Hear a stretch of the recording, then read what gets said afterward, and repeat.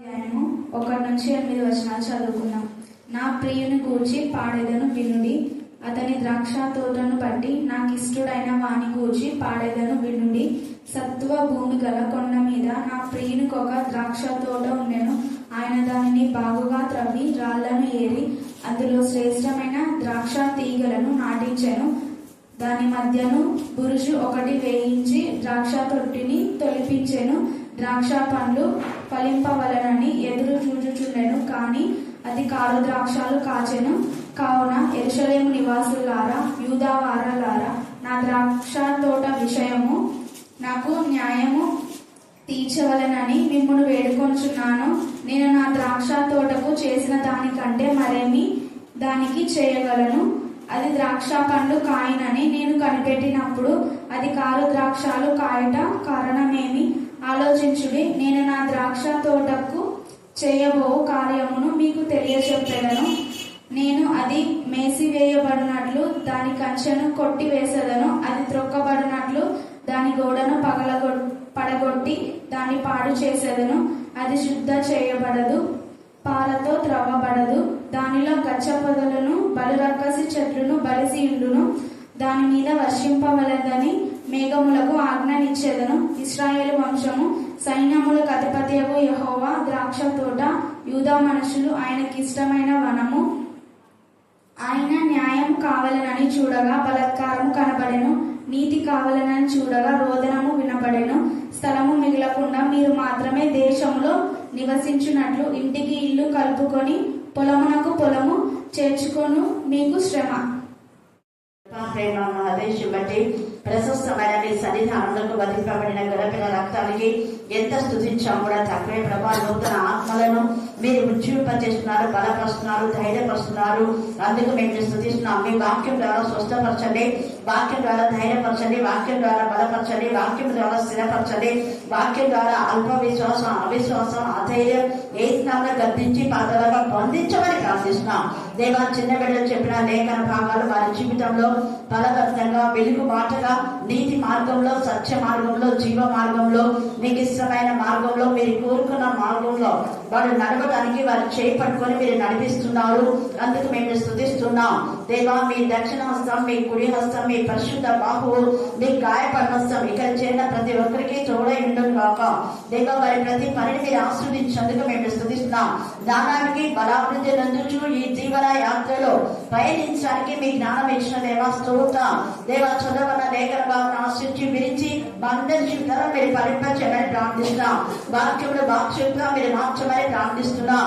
దేవా, మీకే స్తోత్రం. నీ బిడ్డలు నా ప్రభావాన్ని మీరు తోడై మీ జ్ఞానాత్మక నింపి ఆలోచన చెప్పించి ప్రతి పదాన్ని, ప్రతి వచనాన్ని ఏ విధానంలో తెలియచేయాలో మీ జ్ఞానాత్మక నింపి నిన్ను నీవే మహింపరచుకోని మమ్మను మా ఆత్మను మీ చేతులకే సమర్పిస్తున్నా యేసుక్రీస్తు శక్తిగల నామమున ప్రార్థిస్తున్నాం తండ్రి.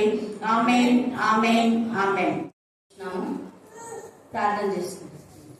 ప్రేమగల మా ప్రభా, జీవం గల మా నాయన, జీవాన్ని పని పాదం తీసుకోవడం చెల్లించుకొచ్చిన ప్రభా, యోగ్యత లేదు నన్ను నా ప్రభా, మరి నా తండ్రి, మరి ఎలాంటి మంచితనం మాలో లేకపోయినప్పటికీ నీ ఉచితమైన కృప ద్వారా నీ నామమును గురించి ప్రకటించడానికి, నీ నామమును గురించి కనపరచడానికి, నీ నామమును గురించి నా ప్రభా, మరి ప్రభా మహింపరచడానికి నీవు ఇచ్చిన సమయాన్ని బట్టి నీకే స్తోత్రం, స్తోత్రం ప్రభా. మట్టి వారం మా తండ్రి, మట్టి వారం యోగ్యత లేని వారం అయినా మా నోటికి బూరగా ఉండి మీరు మాతో మాట్లాడమని కావాలి ప్రభు. నేను కాదు నీ యొక్క వాక్యమును నా తను వివరించడానికి మీ ఆత్మను తోడుగా ఉంచి నడిపింపచేయమని తండ్రి, వినగల చెవిని గ్రహించగల మనసును మా అందరికి అనుగ్రహింపచేయమని ఈ స్నామం బట్టి అడుగుతున్నాం తండ్రి. ఆమేన్, ఆమేన్. యెషయా గ్రంథము 5వ అధ్యాయము 1వ వచనంలో చూడగా నా ప్రియుని గూర్చి పాడెదను వినుడి, అతని ద్రాక్ష తోటను బట్టి నాకు ఇష్టమైన వాని గూర్చి పాడెదను వినుడి. సత్వగల భూమి కొండ మీద నా ప్రియునికి ఒక ద్రాక్ష తోట ఉండెను. మరి దేవునికి ఒక ద్రాక్ష తోట ఉంది. ఆ ద్రాక్ష తోట అంటే దేవునికి ఎంతో ఇష్టం. ఆ ద్రాక్ష తోట అంటే ఎవరు? మనమే.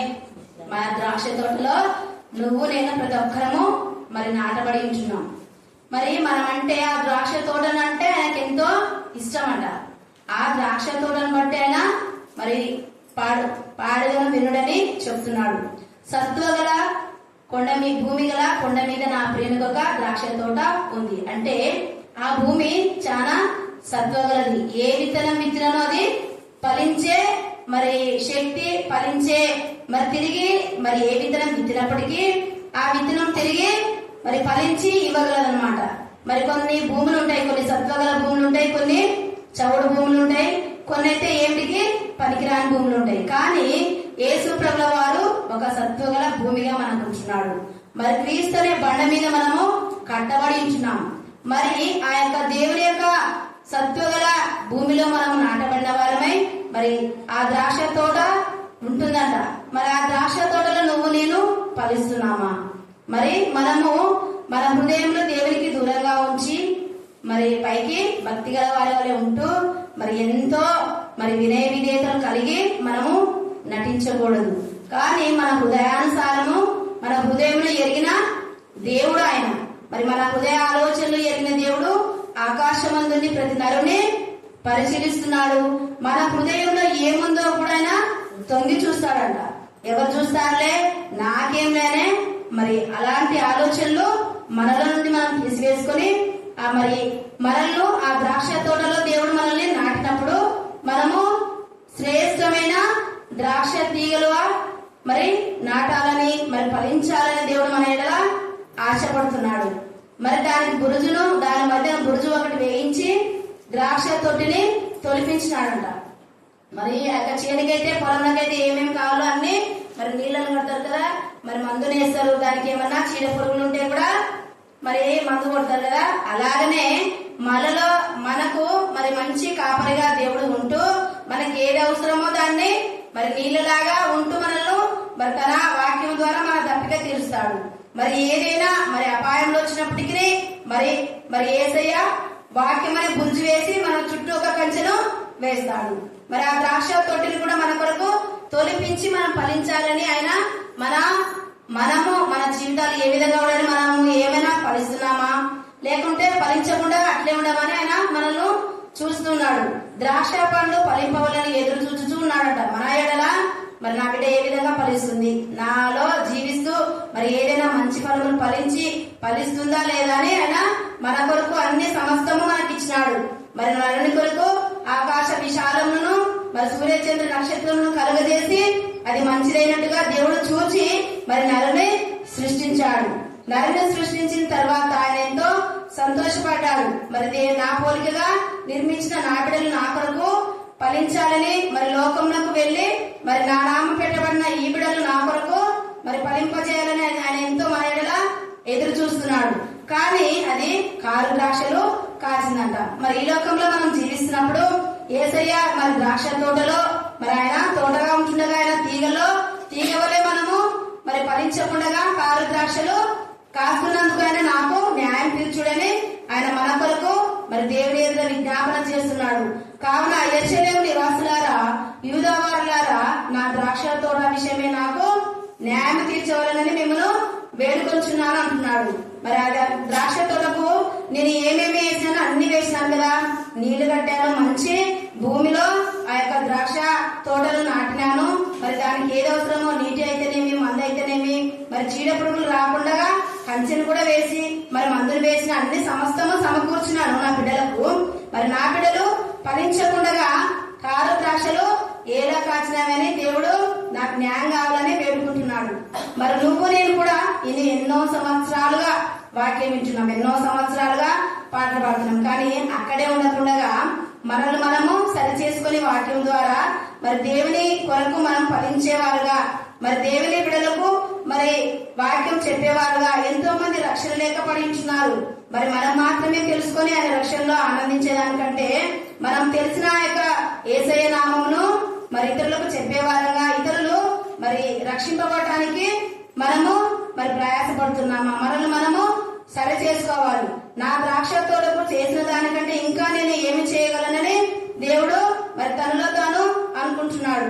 అది ద్రాక్ష పండ్లు కాయలని నేను ఎప్పుడు కనిపెట్టినప్పుడు అది కారు ద్రాక్షలు కాయటకు కారణమేమి ఆలోచించుడి. నేను నా ద్రాక్ష తోటకు చేయబో కార్యం మీకు తెలియజెప్పేదను.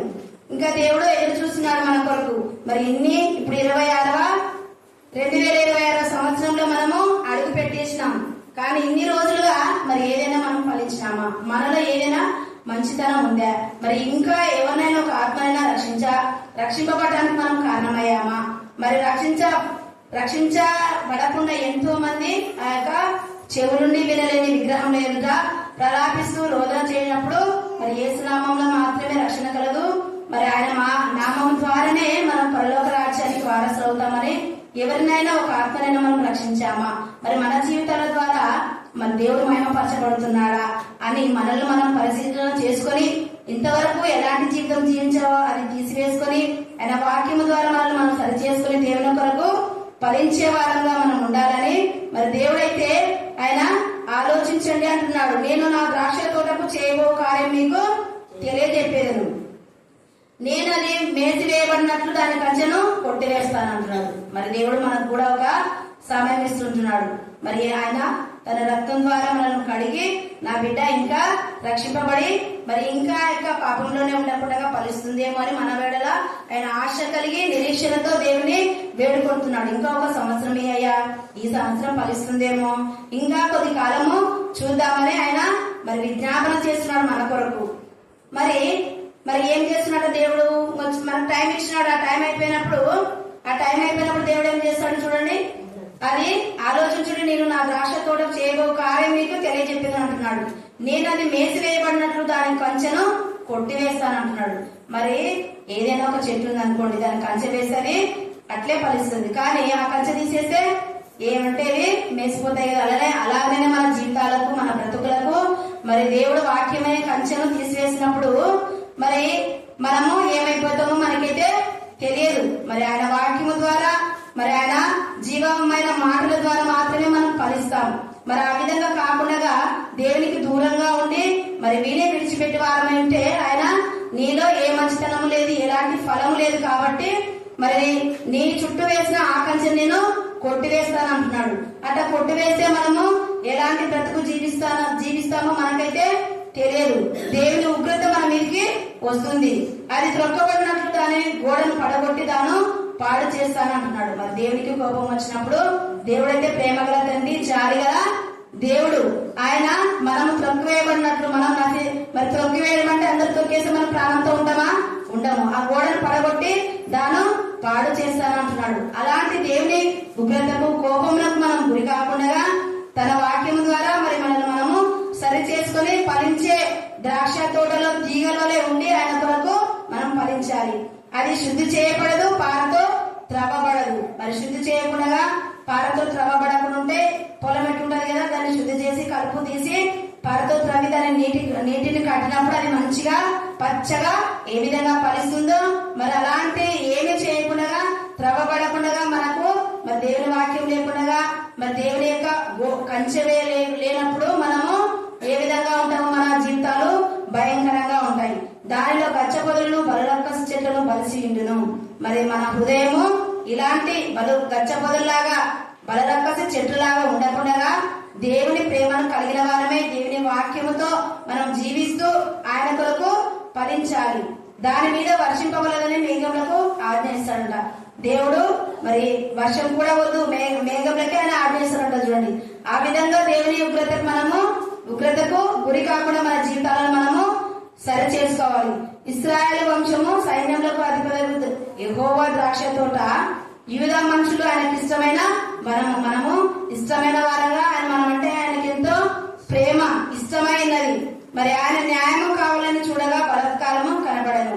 మరి మనలో దేవుని నమ్మిన బిడ్డలు మనకు న్యాయంగా మనం జీవించాలి.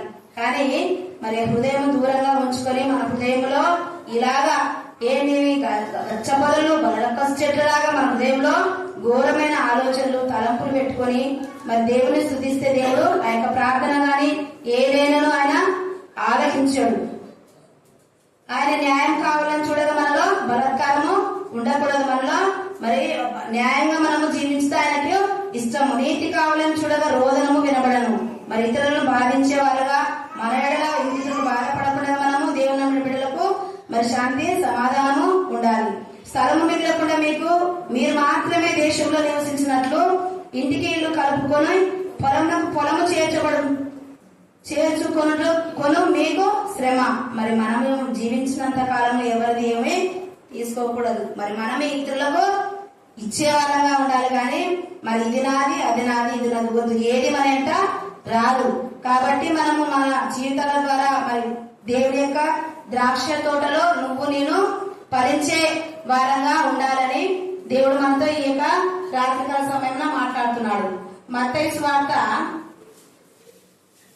7వ అధ్యాయము 18వ వచనంలో చూసినట్లయితే, మంచి చెట్టు కాని ఫలంలో ఫలింపనేరదు, పనికిమాలిన చెట్టు మంచి ఫలంలో ఫలింపనేరదు. మంచి ఫలములు ఫలింపని ప్రతి చెట్టు నరకబడి అగ్నిలో వేయబడును. మరి మనం మంచి వారమై దేవునిలో రక్షణ పొందిన మనము మంచిగా ఉండి మంచి ఫలములు ఫలిస్తే దేవునికి ఇష్టము. మరి పనికిమాలిన చెట్టు మరి మంచి ఫలములు కూడా ఫలింపదంటున్నాడు. మనలో ఏవైనా మన దేవునికి అయిష్టమైన కార్యములు మరి ఉంటే వాటిని తీసేసుకొని దేవుని వాక్యం ద్వారా మనం మంచి ఫలములు ఫలించే చెట్టు వలె ఉండాలి. ఆ విధంగా ఉండకుండా మనం ఇదే జీవితము, ఇదే ప్రార్థనా జీవితము, ఇంతేనే అనుకుని మనము చెడు ఫలములు ఫలిస్తే దేవుడు ప్రతి చెట్టు నరకబడి అగ్నిలో పారవేయబడిన అంటున్నాడు. ఫలింపని ప్రతి చెట్టును నరకబడి అగ్నిలో వేయబడిన అంటున్నాడు. మరి ఆ విధంగా మనము నరకాగ్ని గంధకంలో పడకుండా మనల్ని మనము సరి చేసుకోవాలి. కాబట్టి మీరు వారి ఫలముల వలన మీరు వారిని తెలుసుకొందురు. మరి ప్రభువా ప్రభువా అని పిలుచు ప్రతివాడు పరలోక రాజ్యంలో ప్రవేశింపడు, గాని పరలోకముందున్న నా తండ్రి చిత్త ప్రకారం చేయవాడే ప్రవేశించును. కాబట్టి యేసయ్య ద్రాక్ష తోటలో మనము తీగల వలె ఫలించాలి. ఫలించకుండా ఇదే జీవితంలో అని మనం పైకి మరి శరీరానుసారాల వలె ఉండి మనలో జీవబ్రహ్మము ఆశ నిగ్రహము ఏది లేకుండా మనలో మరి శరీర క్రియలు ఉన్నప్పుడు మనం ఫలించాం. ఆత్మక్రియలు ఉంటేనే ఫలిస్తాం. శరీర క్రియలు యేసుక్రీస్తునందరికీ కొట్టివేయబడ్డాయి. కానీ ఆ దేవుని ఆత్మ కలిగిన వాళ్ళమే మనము ఆత్మ ఫలములు ఫలించాలి. ఆత్మ ఫలములు మనకున్నాయి కదా, మరి మంచితనము ఆశా నిగ్రహము అన్ని ఇవన్నీ ఆత్మ ఫలములు మనం వింటూనే ఉన్నాం. అవన్నీ కలిగి దేవుని ద్రాక్ష తోటలో తీగల వలె మనం ఫలించినప్పుడు దేవుడు మన జీవితాల ద్వారా మహిమపరచబడతాడు. లూకా సువార్త 13వ అధ్యాయము 6వ వచనంలో చూసినట్లయితే ఆ యొక్క వాక్యము ఇలా నూతన నిబంధనలో మరి నెరవేరబడుతుంది. ఒక మనుషుని మరియు ఆయన వారితో ఈ ఉపమానము చెప్పాను. ఒక మనుషుని ద్రాక్ష తోటలో అంజూరపు చెట్టు ఒకటి నాటబడి ఉండెను. అతడు దాని పండ్లు వెదక వచ్చినప్పుడు ఏమీయో దొరకలేదు. మరి అలాగా మనం జీవిస్తున్నాము. మనల్ని మనము సరి చేసుకోవాలి. మన దగ్గర మరి దేవుల్లో ఉంటున్నాము, దేవుల్లో ఫలిస్తున్నాము, దేవుని ఆరాధిస్తున్నాము.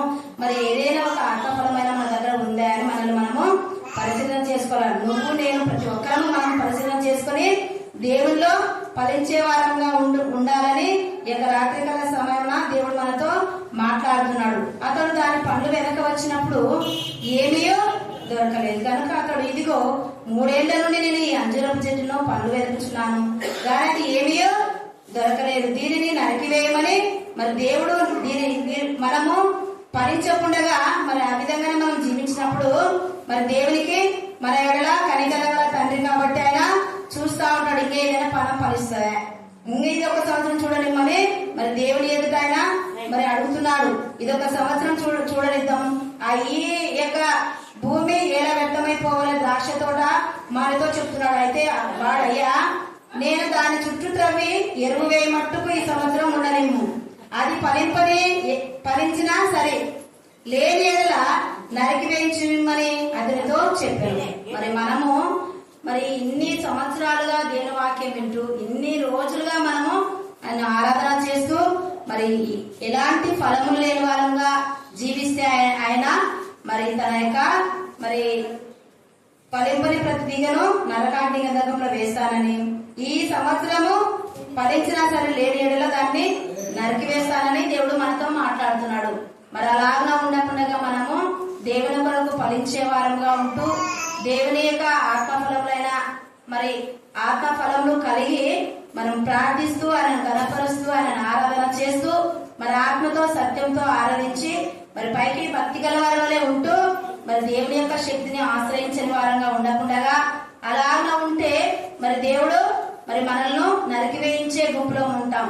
మరి ఫలింపని ప్రతి తీగను ఆయన అగ్ని గంధకములతో వేస్తానని అంటున్నాడు.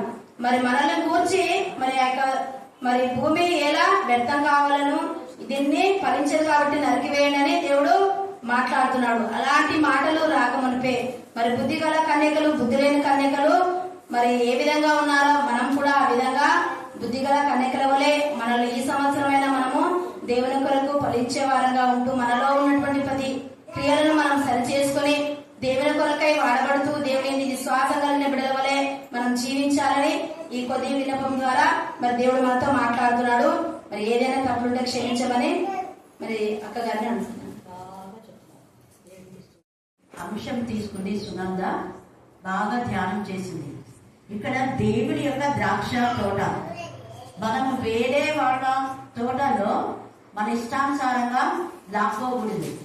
ఒకరి ద్రాక్ష తోటను లాక్కున్నందుకు యెజబెలు తనకి ఎన్నో ఉన్నాయి. ఎన్నో ఉన్నా కూడా మళ్ళీ ఎవరి ద్రాక్ష తోట కావాలంటాను. ఇద్దరు భార్యాభర్తలు ఇద్దరు పాపంలో ఏకీభవించినారు. కుటుంబం అంతా నాశనం అయిపోయింది. ఈ రాత్రి కాల సమయంలో ఒకరిది దోచుకోవాలి అనే నేచర్ ఎవరికున్నా ఏకంగా కుటుంబాలే నాశనం చేసినటువంటి విషయాలు మనం ఆది కాలం నుంచి ప్రకటన వరకు ఉన్నాయి. ఎవరు శపించని అవసరం లేదు. ఎవరి పాపం వాళ్ళను పట్టుకుంటది. జాగ్రత్త. ఇంటికి ఇల్లు కడుక్కోకూడదు. తర్వాత ఒకరి స్థలాన్ని పునాది రాత్రి వేసింటారు. ఆ రాళ్లను ఎవరు చూడలేదులే గుత్తకిచ్చి వెళ్ళిపెట్టారు. దాన్ని పక్కకు తీసి జరుపుకుంటుంటారు. తర్వాత కొలిస్తే తక్కువ వస్తుంది. అట్లాంటివి చేయకూడదు. దాని ద్వారా మన జీవితాలకు ఎంత నష్టం అంటే అంత నష్టం. ఇక్కడ నువ్వు తీసుకున్న ఆ చిన్న భూమికి పరలోక రాజ్యంలో నీకు స్థానం లేకుండా నరకంలో పడతావు. ఆ నరకంలో అగ్ని ఆరదు, పురుగు చావు. ఎప్పుడు భగవంతుని మనం ఆశించకూడదు. వాళ్ళు ప్రేమతో ఇస్తే తప్ప దౌర్జన్యంగా అక్రమంగా ఇంటికి తాళాలు వేస్తే తాళాలను పలుకొట్టి స్వతంత్రించుకునే వాళ్ళు ఉన్నారు. వాళ్ళు ఎక్కడికో పోయినా అన్నయ్యని ఇంటి పన్నులు కొట్టి ఇది మాదే అని దొంగగా ఆక్రమించుకునే వాళ్ళు చాలా మంది నాకు చెప్పారు. ఏదో పాపం పదాలని రెంట్కి ఇస్తే నీటి పన్ను, కరెంట్ పన్ను ఇలాంటివన్నీ మేమే కడుతున్నాం కొన్నేళ్ల నుంచి, కాబట్టి ఇది మాది. ఇలాంటి దౌర్జన్యం చేయడం ద్వారా ఒకవేళ నువ్వు సంపాదించవచ్చు అని అనుకున్నావేమో, దౌర్జన్యంగా లాక్కున్నాను అనుకున్నావేమో, కానీ దేవుడు అట్య వాళ్ళని చూడదు. దేవుడు అలాంటి దాన్ని అసహించుకుంటాడు. అందుకని ఆయన ఏం చేస్తున్నా అంటే, ఇప్పటికీ బాగున్నావు అనుకున్నా నీకు ఎప్పుడు ఏం జరుగుతుందో తెలియదు. హఠాత్తుగా భయంకరమైన పరిస్థితి. ఏమిటి ఆ పరిస్థితి అంటే, అది మేసి వేయబడినట్టు చూడండి. ద్రాక్ష తోటలో ఏమొస్తాయంట? బలుడక్కసి చెట్లు. ఎంత బాధ చూడండి. అందుకని ఆలోచించండి అంటున్నాడు. నీ ద్రాక్ష తోట కాదు, వేరే ద్రాక్ష తోట నువ్వు ఎందుకు తీసుకుంటావు? చూడండి, ఆలోచించడు. నేను నా ద్రాక్ష తోటకు చేయబో కార్యంలో మీరు నీకు తెలియచెప్పేది. నేను అది మేసి వేయబడినట్లు దాని కంచెను కొట్టివేసను. బ్రతుకులో కంచెను తీసేస్తే కుటుంబం అంతా విచ్చలవిడిగా అయిపోతుంది. కుటుంబం అంతా నాశనమే. కుటుంబంలో రక్షణ ఎవరికైతే లేదో వాళ్ళ కంచె తీసివేయబడిందని గుర్తుపెట్టుకోండి. ఏ కుటుంబంలో అయితే రక్షణ లేదో, అది భర్త కానీ, భార్య కానీ, పిల్లలు కానీ, ఎవరైనా కానీ, రక్షణ లేని వ్యక్తులు ఉన్నారు అంటే కంచె తీసివేయబడింది. కంచె తీసివేయబడడం ద్వారా ఎన్ని శోధనలు అంటే అన్ని వస్తాయి. కంచె తీసేస్తే చెడులోకి ఎవరైనా పోతారు? అన్ని పోతారు. తలుపు తీసేస్తే లోపలికి ఎవరు వస్తారు? ఎవరు పడితే ఎవరు వస్తారు. జాగ్రత్తగా ఉండాలి. అందుకే తీసేస్తున్నాడు దేవుడు. అది తీసేసినందుకు అది తొక్కబడినట్లు దాని గోడను పడగొట్టి దాన్ని పాడు చేశారు. దేవుడు ఎంత ప్రేమతో కంచె వేసి గోడ కట్టి ఎవరు రాకుండా ఎంత జాగ్రత్తగా మన జీవితాన్ని షేప్ చేస్తే, దేవునికి విరోధమైన విధానంలో చేస్తే దేవుడు అస్సలు ఊరుకోడు. ఈ జీవితం దేవుడు ఇచ్చింది, అది శుద్ధి చేయబడదు. ఇది అండర్లైన్ చేసుకోండి. వాళ్ళ ఇళ్లలో దేవునికి విరోధంగా ఉన్న వాళ్ళు రక్షణ కావాలని ఎంత గీపెట్టినా కూడా రక్షణ రాదు. ఎందుకు రాదు అంటే, కొందరు దేవుడు భ్రష్టత్వానికి అప్పగించున్నాడు. ఇస్కరియోతు యూదా నాశన పుత్రుడు అంటే, నాశన పుత్రుడు ఇస్కరియోతు యూదాలోకి ప్రవేశించి నాశనం చేశాడు. అలాగనే కింగ్ సౌల్ కూడా ఎంతగా మరి ఎంత ఆశతో తన కొడుకులో రాజుగా ఉన్నారన్నారు. అనుకున్నాడా? రాజుగా పోయినాడు. నాశనానికి ముందు ఏమైంది? గర్వం అనేది ఉంది అంటే అయిపోయింది. బ్రతుకంతా కూడా నాశనమే. ఇక్కడ వాళ్ళకు ఎంత చక్కగా శుద్ధి చేయబడదు అన్న పదం పదే పదే మీరు చదువుకోండి. అంటే ఎంత మంది దైవజనులు చెప్పినా వాళ్ళలో మార్పు రాదు. మళ్ళా చర్చికి పోతారు, వాక్యం చెప్తారు, మళ్ళీ అధికారాలు ఆధిపత్యాలు కావాలి, అధికారం కోసమే పోతుంటారు. అధికారం లేనప్పుడు పోరు. కొంతమంది చెప్తుంటారు మీరు అధికారం ఉంటే వస్తారు లేకపోతే లేదంటారు. వాళ్ళు కూడా ఒకప్పుడు అట్లానే వచ్చింటారు. అధికారం ఉన్నందుకు వచ్చింటారు, అధికారం లేనప్పుడు అసలు వచ్చింటారు. 30 ఏళ్ళుగా చర్చకి రాకుండా మళ్ళీ ఏమేమో బిల్డప్ తీసుకుంటారు. కొంతమందిని అట్లా అంటుంటారు, చూడక వాళ్ళు ఇట్లా అంటే వాళ్ళదంతే శుద్ధి చేయబడదు. చూడండి తర్వాత పాలతో తప్పబడదు. ఈ శుద్ధి ఈ పాల దైవజనుల ద్వారా వాక్యాలు పంపించి వాళ్ళ గద్దించి బుద్ధి చెప్పి సరి చేయబడే కుటుంబాలు కొన్ని ఉంటాయి. ఎంత చెప్పినా సరి చేయబడని కుటుంబాలు కొన్ని ఉంటాయి. అందుకని ఇక్కడ జ్ఞాపకం చేసుకోవాలి. పాలతో తప్పబడదు అంటే ఎంత కఠినమైన వాక్యాలు చెప్పినా వాళ్ళ హృదయం ఏమైతుంది, కలగదు. పాషాణం పాపంతో నిండిపోయి ఉంటది. ఎంత మంది చెప్పినా కూడా వినరు వాళ్ళు. దానిలో గచ్చ పొదలు, బరులక్క చెట్టును, బలిసీడును. గచ్చ పొదలు అంటే ముళ్ళు. ముళ్ళు దేనికి సూచన? కాల్చబడ్డారు. వాళ్ళ బతుకు కాల్చబడేది వాళ్ళ ఇళ్లలో. ఇక్కడ దానిలో అంటే ఈ ద్రాక్ష యొక్క వనము ఎవరు? ఇశ్రాయేలు యొక్క వంశమే. ఏ వంశం దేవునికి ఇష్టంగా ఉంది, ఏ కుటుంబం దేవునికి ఇష్టంగా ఉంది, ఏ సంఘం దేవునికి ఇష్టంగా ఉంది, ఆ యొక్క కుటుంబాలలో గచ్చ పొదలు, బలురక్క చెట్లు, బలిసీయుడు అంటే వ్యక్తులు, వాళ్ళ కొడుకులు, కూతుళ్ళు, వాళ్ళ భర్తలు రక్షణ లేక గచ్చ పొదలు లాంటి బతుకులు, బలురక్క చెట్లు లాంటి బతుకులు. అంటే ఎవరిదైనా ఏమైనా తీసుకొని అడిగినారనుకో మళ్ళీ గట్టి గట్టిగా వీధుల్లో అరుస్తుంటారు, కేకలు వేస్తుంటారు. వాళ్ళు గచ్చ పొదలు అంటే వాళ్ళ బతుకులు ఏమైపోతాయి? ఇప్పుడు ఈడ నువ్వు చేయొచ్చు, రుబాబు చేయొచ్చు, తర్వాత అప్పగించేది దేనికి? నరకానికి. గచ్చ పొదలు, బల్లక చెట్లు ఏం చేస్తారు? కట్టేసి కాల్చి పడేస్తారు. ముళ్ళ పొదలని కాల్చి పడేస్తాయి. అందుకే దాని మీద వర్షింపబడదని మేఘంలోకి ఆశ్రయించదను. మేఘంతోనే ఎట్లా ఉంటుంది బ్లెస్సింగ్స్ అస్సలు ఉంటుంది వాళ్ళు. ఇక్కడ మేఘం అనేది వార్తాహరం. మేఘం అనేది ఒక సేవకుడు, దేవుని మాట నెరవేర్చేవాళ్ళు. ఈ మేఘం అనేది సేవకులు కూడా. ఏ సేవకుడు కూడా వాక్యం చెప్పినా వాళ్ళ బతుకులు సరి చేయబడవు అని అంటాం. అంటే సేవకులు వాక్యం చెప్తుంటారు కానీ వాళ్ళ ఫలించదు. కొంతమంది సేవకులనే వాళ్ళ ఇంటికి వెళ్ళొద్దు అని చెప్తారు దేవుడు. కొంతమంది సేవకులనే వాళ్ళ ఇంటికి ఆహ్వానించకుండా చేస్తారు. ఇంకా చాలా ఉంది ఇళ్ళ విని. కాబట్టి ఈ సమయంలో మన జ్ఞాపకం చేసుకున్న ఇశ్రాయేలు వంశము సైన్యంలో కలిపేది యెహోవా ద్రాక్ష తోట. చూడండి ఎంత చక్కగా చెప్తున్నాడు. ఇది దేవుని యొక్క తోట. యూదా మనుషులు ఆయనకి ఇష్టమైన వనం. ఆయన న్యాయం కావాలని చూడగా బలత్కారం కనబడింది. ఏం కనబడిందంట? బలత్కారం. మరి న్యాయంగా చెప్తున్నామా? చర్చిలో కానీ, వీధిలో కానీ, కుటుంబంలో కానీ, సంఘంలో కానీ, సమాజంలో కానీ, మనం చేసే ఉద్యోగంలో కానీ న్యాయం తప్పి అన్యాయం పిలిస్తే అన్యాయం బతుకులు అన్యాయం చేసే వారందరూ పోయేదే కదా. అన్యాయం సిరి వలన మనం దేన్ని ఇది చేసుకోవాలి. కాబట్టి ఈ సమయం అందు న్యాయంగా ఉండాలి. మనకున్న దాంతోనే మనం తృప్తి పడాలి. వేరే వాళ్ళది ఆశించవద్దు. దేవునికి మహిమకరంగా జీవిస్తాం. మన జీవితంలో దేవునికి ఇష్టమైన జీవితంలో ఉండడు గాక. చక్కటి లేఖన భాగం తెలియజేసినటువంటి సునందను దేవుడు బహుగా ఆశీర్వదించి భవిష్యత్తులో ఇంకా ఎక్కువ వాడుకున్నాడు గాక. ఆమేన్, ఆమేన్, ఆమేన్.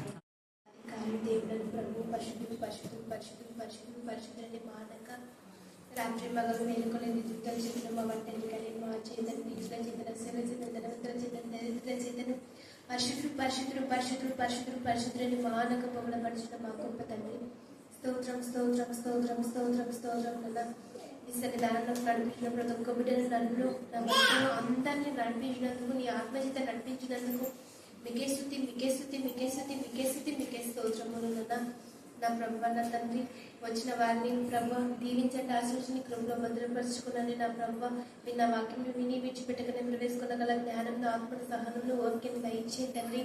ఆశ్చర్యకరుడు ఆలోచనకర్త బలవంతుడైన దేవుడు తండ్రి సమాధానాధిపతి మీకే స్తుతి మీకే స్తుతి మీకే స్తుతి మీకే స్తుతి మీకే స్తుతి మీకే స్తుతి మీకే స్తుతిమున్నా నిజమైన ప్రభు సునందత గారు చెప్పిన వాక్యం నా తండ్రి నా యేసయ్య తండ్రి నేను సూటిగా స్పష్టంగా అందరికీ నా తండ్రి ప్రభా అర్థమయ్యే విధానంలో చెప్పించినందుకు మీకే స్తుతులు స్తోత్రం మీకే స్తుతులు స్తుతులు స్తోత్రం నిజమే నా ప్రభా మేము ద్రాక్షలు కాసిన నా ప్రభా ఫలించని చెట్లా ఉండను ఈ లోకంలో కాల్చివేయబడతామని సెలవించిన దేవ మీకే స్తుతి, మీకే స్తుతి, మీకే స్తోత్రం.